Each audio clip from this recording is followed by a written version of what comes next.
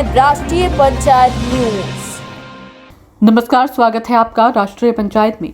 India गठबंधन की Nagina Lok Sabha seat से सपा प्रत्याशी पूर्व जज मनोज कुमार की जीत पक्की करने की कवायद के तहत बुधवार 27 मार्च 2024 को धामपुर में कार्यकर्ता सम्मेलन हुआ। कालागढ़ रोड स्थित शिवम मंडप में आयोजित इस सम्मेलन में इंडिया गठबंधन में शामिल सभी पार्टियों के पदाधिकारी और कार्यकर्ता भारी संख्या में पहुंचे। सम्मेलन में बतौर मुख्य अतिथि पहुंचे नगीना लोकसभा क्षेत्र से इंडिया गठबंधन प्रत्याशी पूर्व जज मनोज कुमार का कार्यकर्ताओं के द्वारा फूल मालाओं से भव्य स्वागत किया गया। सम्मेलन में कई वक्ताओं ने इंडिया गठबंधन प्रत्याशी पूर्व जज मनोज कुमार के विषय में विचार रखे। जिस वोट से सरकार बनती है बिगड़ती है। अब मुझे उम्मीद है कि आप लोग धामपुर के लोगों ने जो मोहब्बत मुझे दी थी उससे ज्यादा मोहब्बत आप मनोज कुमार को देने का काम करेंगे साथियों। क्योंकि साथियों ये शख्स छोटा शख्स नहीं। बहुत सारे लोग कहते हैं हमने कुर्बानी दी, बहुत सारे लोग कहते हैं कि हमने ये किया। अरे मैं पूछना चाहता हूं, मनोज कुमार ने तो वो किया है कि ऊपर बैठा हुआ कोर्ट में बटन दबाने का काम करता था, लेकिन वो त्याग पत्र देकर के जनता के बीच आने का काम मनोज कुमार ने किया। कौन कर्जा उतारेगा इसका अगर कर्जा उतारेंगे तो हम और आप मिलकर के उतारेंगे साथियों। क्योंकि साथियों बहुत सारे प्रत्याशी आपके बीच आएंगे और कुछ आरएसएस के एजेंट बन के आपके बीच आएंगे।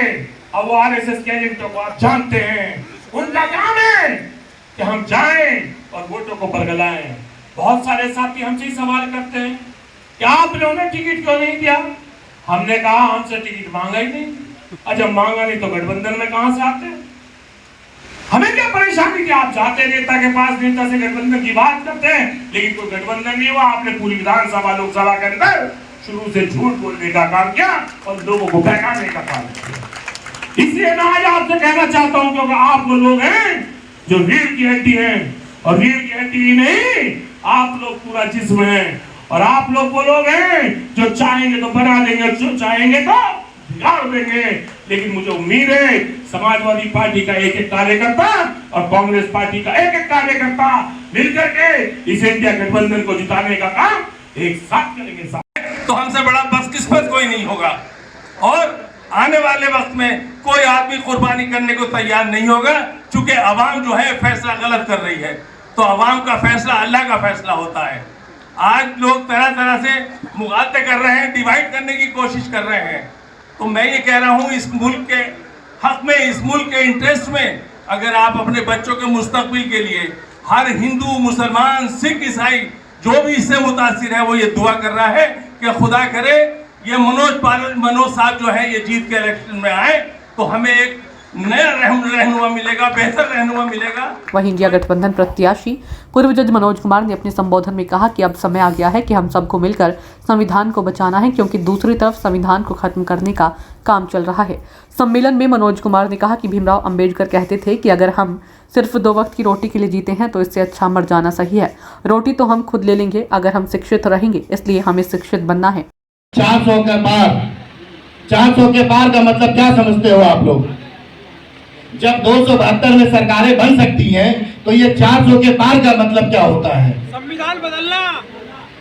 ये एक विचारधारा, एक कपड़ा, एक मकान, एक खाना, एक पीना, अगर इस तरह की व्यवस्था चाहते हो तो आप लोग विपरीत विचारधारा के लोगों को वोट देना, और नहीं तो इनके पूरे देश से अपना वोट देकर इनका नामो निशान मिटाइए। क्योंकि 10 सालों में इन्होंने इंसान को इंसान नहीं समझा और सारे आपके सुख और दुख को इन लोगों ने एक करके आपस में लड़वाने का और तमाम तरीके से विवाद कराने का इनका मूल मामला जो होता है आपस में विवाद, आपको डाइवर्जन देते हैं।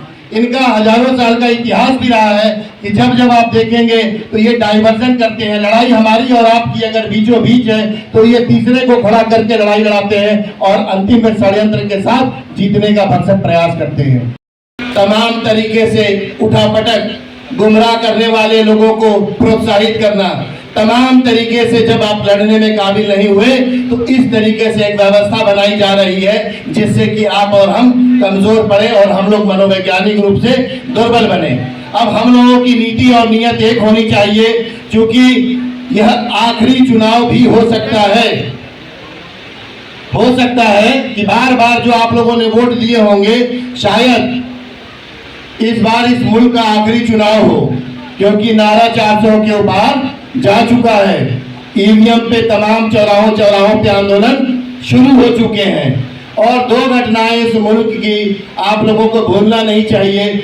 अगर 400 के पार की स्थिति आएगी तो जैसे कोरोना में जूतों की टाप घूमी थी, नोटबंदी में घूमी थी, उसी तरीके की व्यवस्था लागू होगी। क्या उसी तरीके की व्यवस्था चाहते हैं आप लोग?